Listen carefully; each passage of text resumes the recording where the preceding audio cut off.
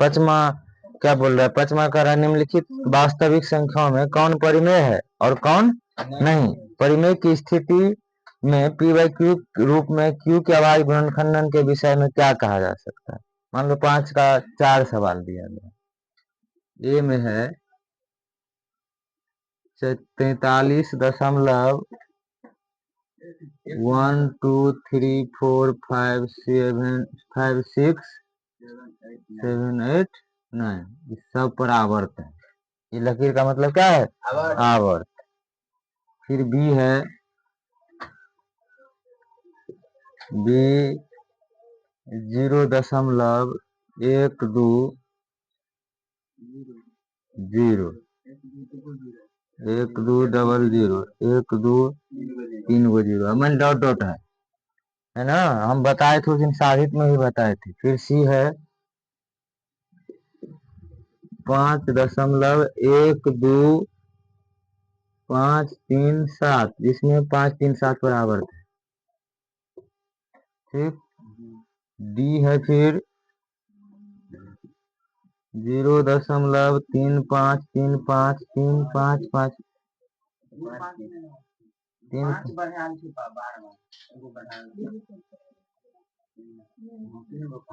Dot dot से नहीं। तो ध्यान दे, इसमें हम साधित में ही बता दिए थे ना, इसमें हमें ये नहीं निकालना है 2 के पावर आवाज गुणनखंड पूरा निकालना नहीं है, जो 2 का पावर कितना होगा और 5 का पावर कितना होगा। हमें ये पूछ रहा है जो इसमें सबसे पहले तो ये पहचानना है कौन परिमेय होगा और कौन अपरिमेय। हम बताए थे कि परिमेय संख्या का दशमलव प्रसार या तो शांत होता है या अशांत आवर्ती। केवल अशांत नहीं, अशांत आवर्ती। आवर्त दो ढंग से लिखा जाता है, एक या तो ये पॉइंट दिया ऊपर में या एक ये पूरा लाइन, दोनों आवर्ती है। समझ रहे कि नहीं? कहीं पर मान लीजिए ये भूनका दिया है तो ये भी आवर्त कहलाता है, ये पॉइंट भी आवर्त ही कहलाता है। तो अब हम इसी चीज से देखते, दशमलव में लिखा है इसमें आवर्त है, ये क्या हो गया इसका दशमलव प्रसार? अशांत आवर्ती हुआ ये, यानी अशांत आवर्ती हो गया। इसका मतलब क्या है? ये परिमेय संख्या हम पहचान गए।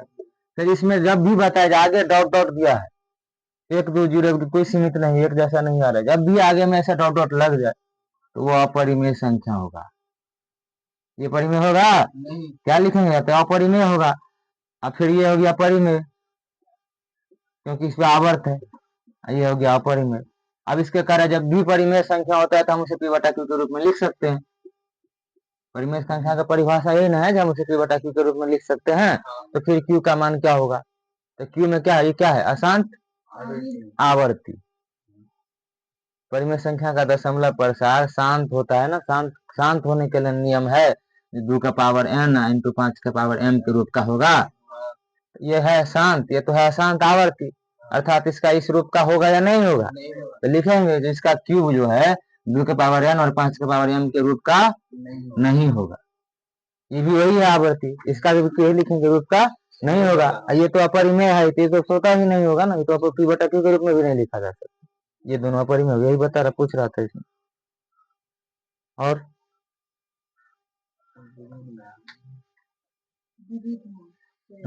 विविध में 4 करे 2 और 3 के अतिरिक्त कोई अभाज्य संख्या अवश्य ही 6 के प्लस 1 या खाली जगह के रूप का होगा।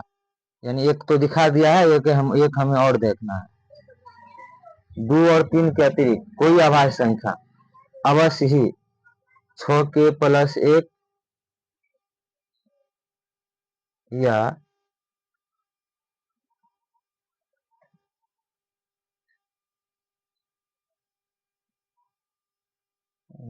6 के प्लस 1 या इतना के रूप का होगा।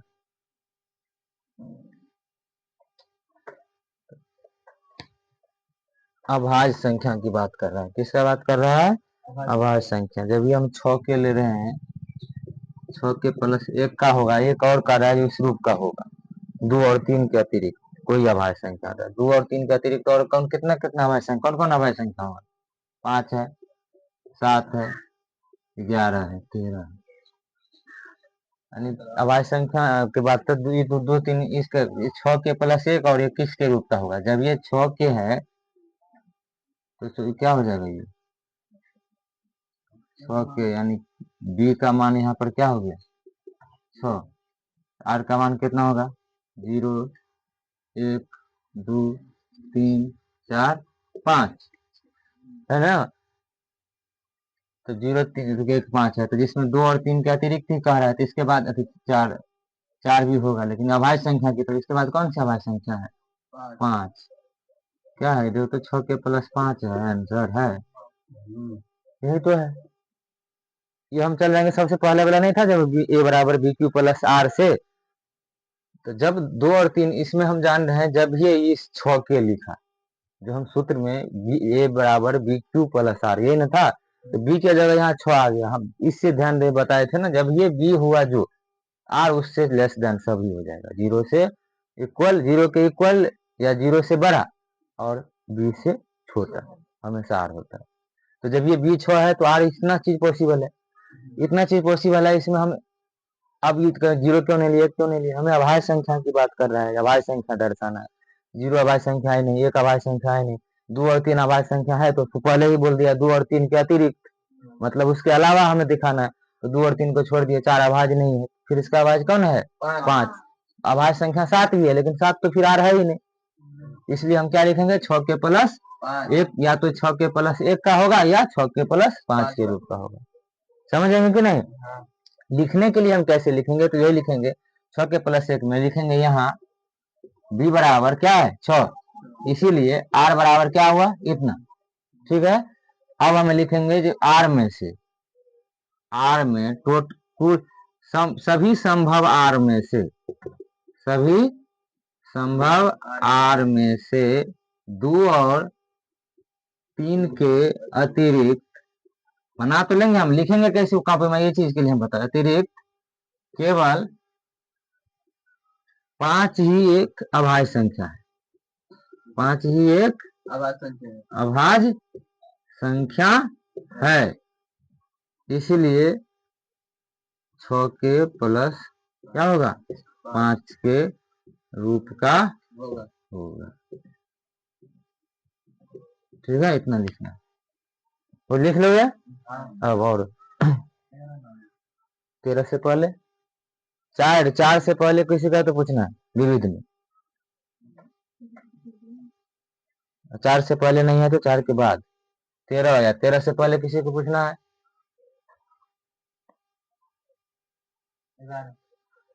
उससे पहले हाँ 6 में करा, यदि भिन्न पी बटा क्यूब में क्यू 6 का पावर n 5 के पावर m के रूप का और p 3 के पावर n के रूप का हो तो भिन्न का दशमलव प्रसार होगा।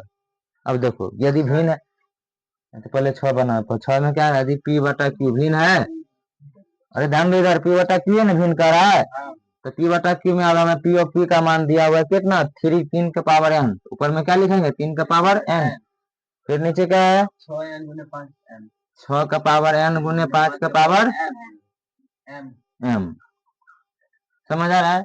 हमें पूछ रहा है इसका दशमलव प्रसार क्या है, तो हमें पहले इसे लिखेंगे, जैसे हम फर्स्ट टाइम बनाते हैं तो केवल हमें संख्या दिया उसका निकालना है। अब जैसे यही सब चीज है ना, उसी पर आधारित थोड़ा घुमा के पूछता है कुछ नहीं, फिर पूछता है हमें, तो इसमें क्या करना है, अब हम देख रहे हैं अभी तो नहीं है इसका हर क्यू 2 के पावर n और m 5 के पावर m के रूप में नहीं ना अभी, लेकिन अब क्या कर हम इसको कर सकते हैं हल में, जैसे 3 का पावर क्या है n, ऊपर में 3 का पावर n ही लिखेंगे।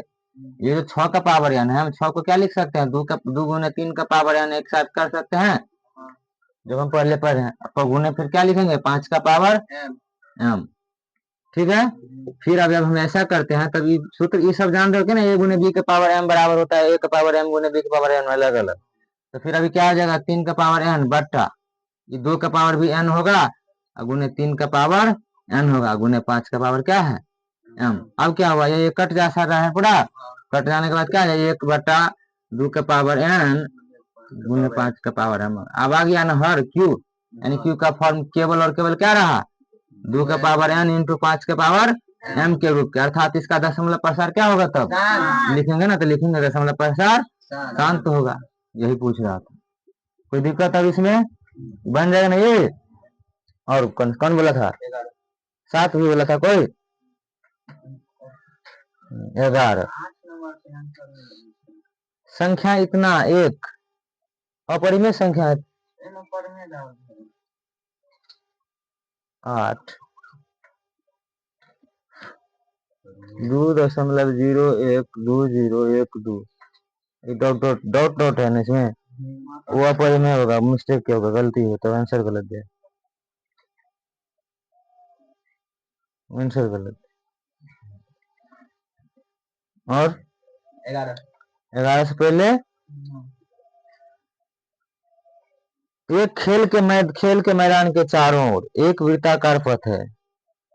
सोनिया को मैदान का एक चक्कर लगाने में 18 मिनट लगते हैं, जबकि रवि को 12 मिनट लगते हैं। यह मानते हुए कि दोनों एक ही बिंदु से चक्कर लगाना प्रारंभ करते हैं एवं एक ही दिशा में जाते हैं, यह पता लगाएं कि दोनों प्रारंभिक बिंदु पर कितने मिनट बाद मिलेंगे।